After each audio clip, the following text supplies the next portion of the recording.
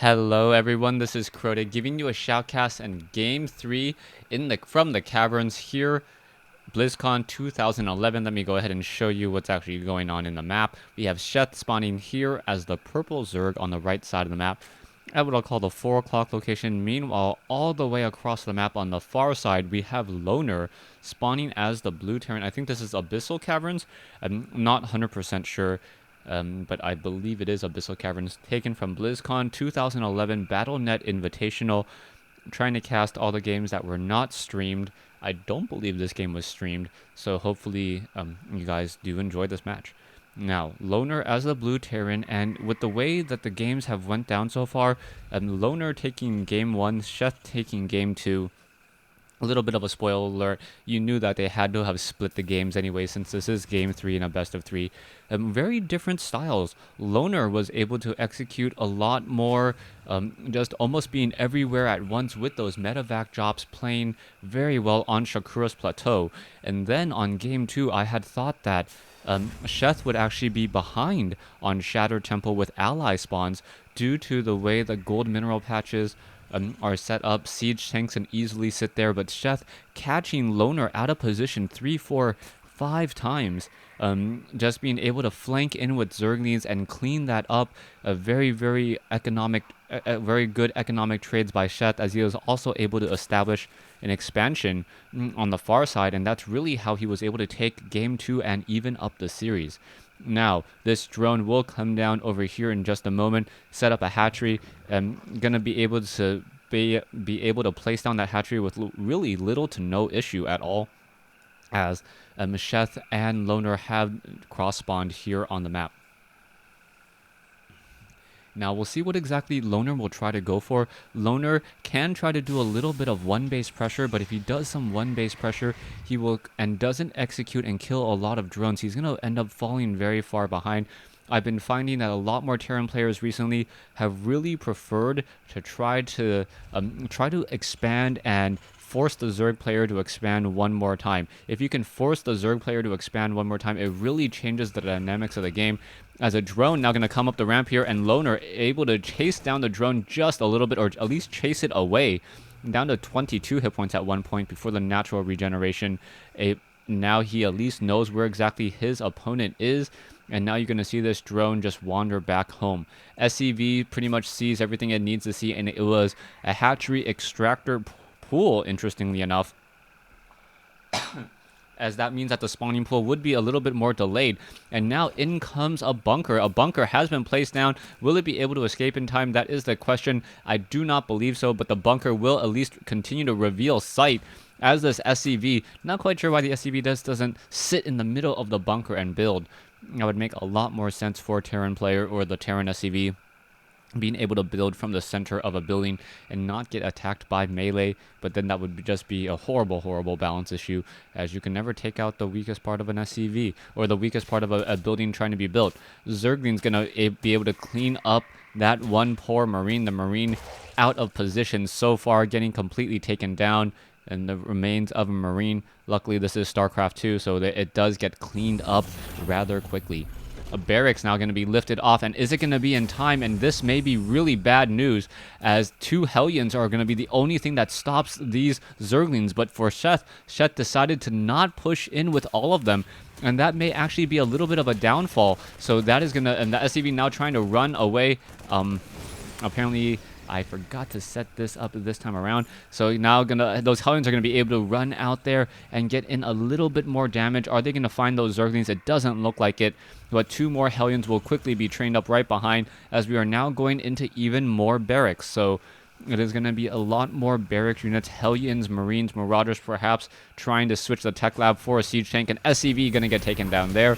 And Loner now, once again having a little bit more difficulty. So Sheth may be able to establish his expansion and be able to extend his resource lead into like around the 10-minute portion of the game, but you can see that Sheth is getting a lot more Zerglings, 18 Zerglings, which could have been 9 drones. That is going to be a very, very heavy investment, as those Zerglings now have that metabolic boost. Spine Crawler going to make its way forward. And that Spine Crawler will get torched a little bit. And now in come the Hellions. The Hellions going to try to do a little bit of surround, and it looks like it will not be successful. The Spine Crawler about to be completed there. And the Spine Crawler should be able to get 1, if not 2 shots onto an incoming Hellion. And if the Zerglings are there as a welcoming party, those Hellions are not going to really be able to do much at all. But they did not see all of those Zerglings run away. The Hellions, quickly... it was not canceled, so the creep tumor would not be able to be established there, as the queen just currently sitting at the edge. But now in comes the sea of Zerglings. Zerglings going to be able to put in a lot of pressure here. There are only 4 Marines here, and that is going to be bad news, as a Zergling was able to stop the building of a supply depot as well. Now going to try to poke apart all of these buildings here, perhaps take down some free SCVs. There is 1 Marine here, and if only Sheth had tried to walk back in, and now able to swarm in and take down all of these Marines. A new supply depot now being added. Zerglings running through the base. Loner having a little bit of trouble, as Zerglings inside of mineral line is an absolute nightmare for any race, or for any time at this point, as the Hellions now had to drive all the way back home, allowing Sheth to even drone up even further, now with a significant 11 drone advantage, even though he is still running off of 2 bases. Zerglings looking to perhaps do a little bit of a counter or jump attack as well. We'll see whether or not these rocks will get destroyed. It's one of those things that is not very commonly destroyed for some reason.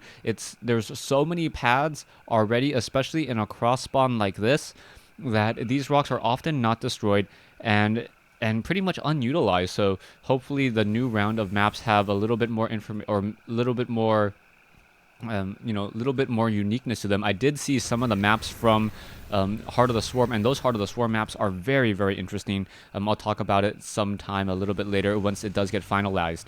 We can see that there is an Overlord in position. The Overlord hasn't spotted anything yet. There's the medevac. There's the Hellions. Queens are in position there, and now going to try to do a little bit of attack back. And the Banelings, being able to take down a couple of those Marines as they were trying to come in, and now they may just get surrounded and destroyed. Hellions trying to do this cover fire drop, but it is not working well, as the Marines are now on the high ground, able to shoot up and down. So this one medevac trying to keep these Marines alive. Will it be enough? There is a queen over here, as well as the Marines quickly stim in, and now the queens and the Zerglings are going to be able to finish off this drop. Another Marine does get taken down. The Hellions over here now running for their lives. The Hellion drivers putting the pedal to the metal, trying to drive away, but it looks like those Zerglings can just run far, far, far too quickly. Now, the game is still anyone's game. Sheth does have a slight advantage, but he really hasn't been able to capitalize, and he hasn't established or started to establish up that all-important third base.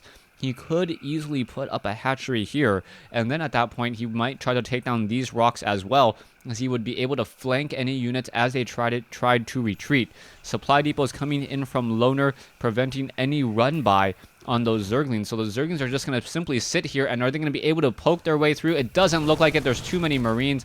1 Zergling getting destroyed as well, as now we see an Overseer starting to fly, but the Overseer is not going to be able to really scout out that much either. A Changeling has been dropped, and we'll see what's going to be happening here, as that 1 Marine with combat shield, really, Sheth doing a great job. Is he going to auto-follow the rest of those Marines? And that would be a perfect strategy, as Sheth does see this additional command center has been completed, so it could lift off in just a moment. Meanwhile, Sheth does have a hatchery in play over here at the 5 o'clock position, and now in comes some Mutalisks. Base-wise, we can see not very much defense. Sheth is investing a lot into this Mutalisk harassment, and if it does not get that much damage, it's going to be a very, very sad day. But these Mutalisks are going to be able to perhaps get some SCV kills, looking like they're being able to chain some of that damage back and forth. The refinery does get destroyed, but a missile turret, and now Marines and Vikings continuing to engage. This is not a good sign at all, but still getting a lot of chain damage, and that Viking with a range of 9 in the air, able to push back all of those Mutalisks once more. Sheth with a slight 13 food advantage, but is behind on workers, which is a very, very sad day, as Marines now attempting to take down the destructible rocks here. No weapons upgrade just quite yet, but more drones are still being added. Now, it looks like this is going to turn into a 3-base versus 3-base. Sheth definitely needs to set up a 4th base now, and this is where Zerg starts to have some problems, even with creep tumors, even with a lot of very fast movement speed, even with Mutalisk. And sometimes Zerg players just feel that they have so much ground and so much to actually cover that they simply can't do it. There are a lot of Marines here. Missile turrets going to be established, 2 of them, in fact. In addition to that planetary fortress, most likely mules will be called down here in just a moment as the Mutalists take to the skies looking for an easy and fresh target. And they are going to find a medevac, and that, oh, they are not. Are they going to find it? Yes, they do. That medevac is in trouble. Down it goes. 500 or 600 resources now lost. Just so quickly, as now we can see that the Mutalists are trying to go after Siege Tank. 1 Siege Tank has been destroyed. There are just simply too many missile turrets here in order for these Mutalists to be effective. Until you start getting into the 24 count of Mutalisk, missile turrets are very effective, especially if you have the +1 range upgrades, SCVs, and also the Terran building armor to try to add to that defense. You can see now the missile turret's able to shoot away and shoo away all of those poor Mutalisks there. Terran infantry, more Marines, level 1 weapons upgrade, 162 versus 137, 3-base versus 3-base. In comes a drop by Loner. Loner going to be able to, or just a run in by Loner. Marines simply stimming their way through this mineral line and may be able to snipe down this hatchery. And I think Loner, if he's able to snipe down this hatchery, will take a very commanding lead in this battle. All-important Game 3 in a best-of-3 series. Mutalisk continue to push in. Zergling's not going to try to swarm in, but they cannot fight next to that planetary fortress. You can see 1 shot from that planetary fortress, 5 kills. Not 7 in 1, but still very effective at dealing with swarming units. This set of destructible rocks will get taken down as well. It looks like there is a medevac lying in wait. Sheth does not spot it, but it is going to spot right now. Is Sheth paying attention to the minimap right now is a key question. You can see the medevac now coming down in from the north. And no, he is not paying attention to the minimap as the Marines are now simply dropping into the mineral line once again. Mutalisk being forced to pull all the way back. And now a large number of Marines and siege tanks. Army combinations, Loner is slightly smaller, but it looks like Loner has dealt a devastating blow, or at least forcing a lot of drones to not being able to mine. The drones now trying to come back to work, but still getting destroyed. Not quite sure what that was about. Sheth losing a lot of those units now, and now Loner, right when the striking while the iron's hot, able to push in on this all-important 3rd base, the one with the most minerals left in those mineral patches. Marines perhaps going to start trying to back off in just a moment, and now here comes the critical engagement. Zerglings swarming, siege tanks battling.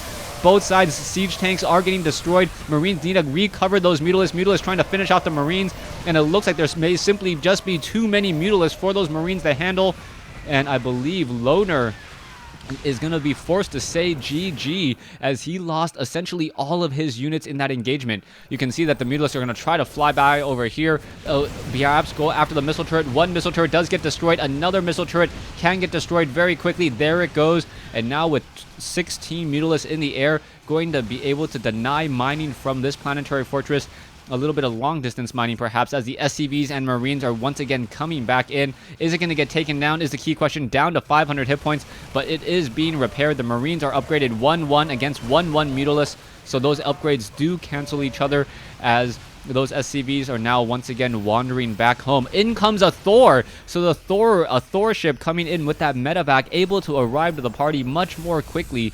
And 1 Thor, it adds so much dynamics to this group. The improved range, the splash damage, the fact that those Mutalisks have to magic box now in order to get away.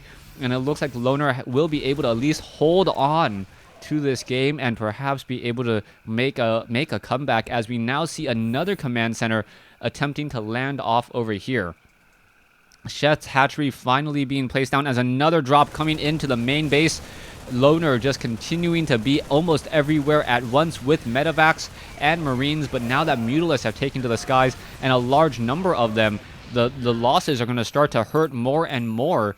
as those Mutalisks are going to be able to intercept those drops very, very quickly.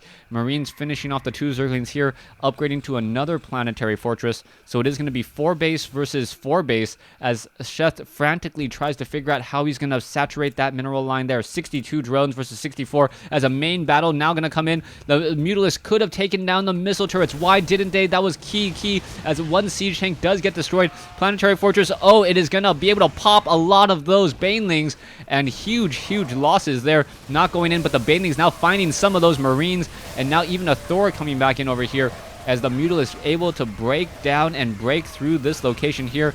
In comes, there is one Thor now trying to magic box on straight up on top of it. It looks like it will get taken down, and still Loner about half a size army at this stage, but he is running off of 1 extra base right now, so that Loner does have, I believe, the superior economy. Yes, by far the superior economy, as drones need to be transferred down to the gold mineral patches. So many mules on these gold mineral patches, but a planetary fortress here, it cannot lift off, and that's the downside, as another marine drop going to get cleaned up as well. 5,700 versus 32 or 3,400 right now.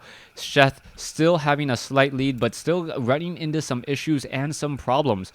The Marines are now finally starting their 2-2 upgrades, but it may be too little, too late, as the Zerglings are 1-2 upgraded, and now the Banelings are going to find their target. Siege tanks are not going to be able to, are they going to be able to siege in time? They're not taking down the Banelings. That's going to be huge, as all of those units are once again in full retreat. Siege tanks getting caught in transit. Loner now trying to push in or push out to engage once more. Mutalisk coming in to finish off the rest of these siege tanks, and there is the GG by Loner. Loner losing game 3 in this best of 3 series. Very, very well played. Sheth coming back after losing game 1 and being able to take game 2 and game 3. Thanks for watching. Thanks for listening.